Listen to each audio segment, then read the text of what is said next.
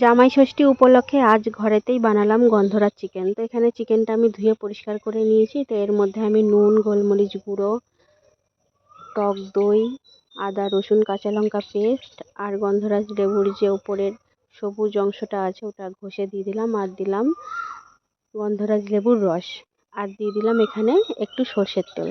তো এটা ভালো করে আমি মেখে আধা ঘন্টা রেস্টে রেখে দেবো। তো এদিকে একটা কড়াইতে তেল গরম করে নেব। তেল গরম হয়ে গেলে এখানে দুটো তেজপাতা আর গোটা গরম মশলা ফোড়ন দিয়ে দেবো পেঁয়াজ কুচি। তো পেঁয়াজ কুচিটা ভালো করে ভেজে নেব। ভালো করে ভাজার পর এখানে দিয়ে দেবো আদা কাঁচা লঙ্কা রসুন পেস্ট, আর দিয়ে দেবো একটু জিরের গুঁড়ো। তো এটা ভালো করে কষিয়ে নেওয়ার পর দিয়ে দেবো চিকেনটা ভালো করে নেড়ে চেড়ে আমি ঢাকা দিয়ে অল্প জালে রান্না করে নেব। তো চিকেনটা ভালো করে কষা হয়ে গেলে দিয়ে দেবো বাটি ধোয়া জলটা দিয়ে ভালো করে ফুটিয়ে নেব। ফুটিয়ে নেওয়ার পর এখানে দেব লেবু পাতা, গন্ধরাজ লেবু স্লাইস, আর দেব একটু চিনি।